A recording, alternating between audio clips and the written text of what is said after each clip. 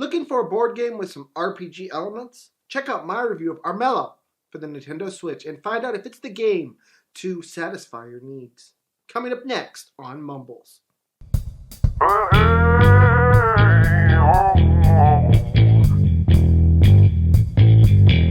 Welcome back, everyone, to another episode of Mumble. Today, I'm here to bring you guys another game review. And today's game review is on a different type of game. I say that a lot, but it is really true today. Today, we're taking on a game review of a game called Armello. Now, before I get into any of that, I do have to ask you guys all a huge favor. If you haven't already, please do subscribe to the channel, click the little notification bell, and drop a like. All of those things help boost YouTube search results, help other people find the videos, and it helps my channel grow. So I just want to thank you all so much for doing that if you've already done it. And let's talk about Armello now. Armello is a game that is available for $19.99 on the following systems. Those systems include Linux, Mac, PlayStation 4, Windows, and Xbox One, and now the Nintendo Switch. Today's game review is on the Nintendo Switch version of this game. Now, Armello is made by a company called League of Geeks and is available for the price of $19.99. Now, for those of you that have never heard of a company called League of Geeks, that's because the only game they've ever made is Armello. They did have a hand in helping to develop Push-Pull, but beyond that, they haven't really touched any other video games. So not a lot of experience there in the video game department.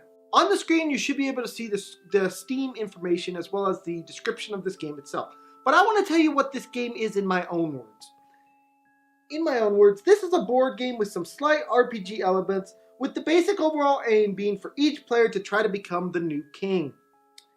That's basically what this game is. Let's talk about the graphics, the soundtrack, and the controls. First off, the graphics in this game does have very crisp, clean graphics that look really good on the Nintendo Switch. I looked at it kind of side by side from the computer to the Nintendo Switch. I didn't really see a huge difference. So it's always a good thing when you can look at a game and say there's not a huge difference from one system to the other. Soundtrack-wise, they actually did a really good job on this game.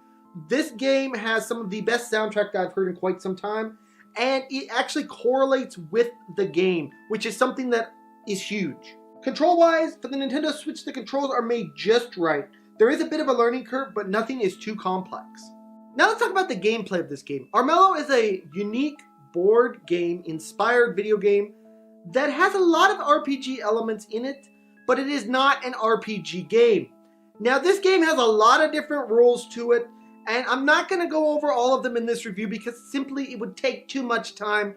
And if you're going to want to get good at this game anyways, or if you're going to buy it, then you are going to want to learn those controls. Also, I don't really want to spoil everything for you because what fun is it if you don't have anything to figure out yourself? In this game, there are multiple ways to claim the throne. There are different characters, and each character has their own unique way of catching the throne. Now, by catching the throne, I simply mean they can capture it or take it at any time they want, given that they meet their own conditions.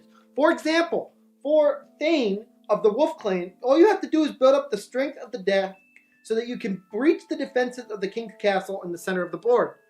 Defeat the guards, defeat the king, and you will be king and win the game.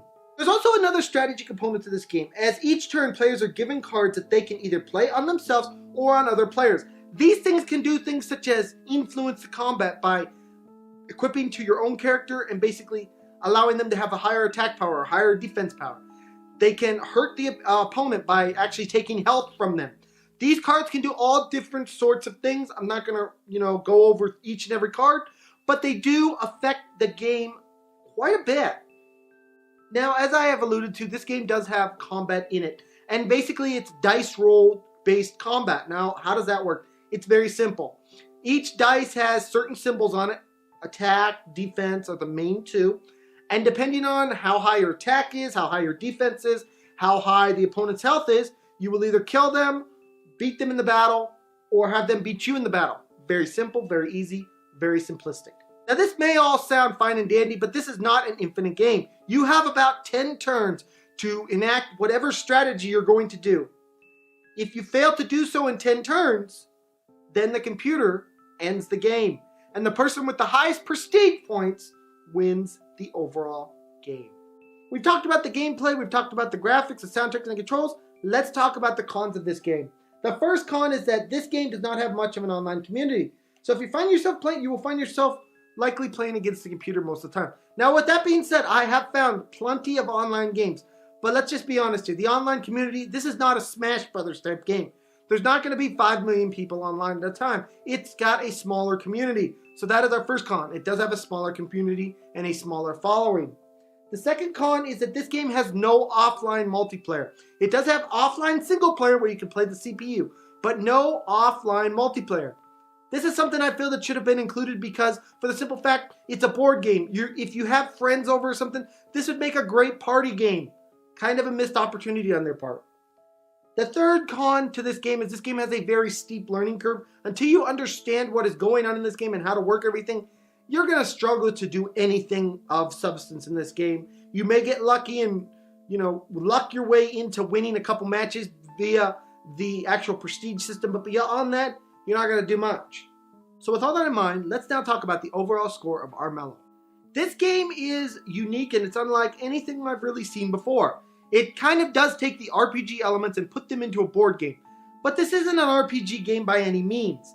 It's not an epic 100% 10 out of 10 game either. This is a good game. It's a solid game. It's a game that's a lot of fun, especially if you're playing against other humans. But as I stated before, I feel like there was a missed opportunity here that they did not include offline multiplayer. Big time miss on their part. And for that reason, I have to downgrade this game a little bit because I feel like this could have been a great party type game.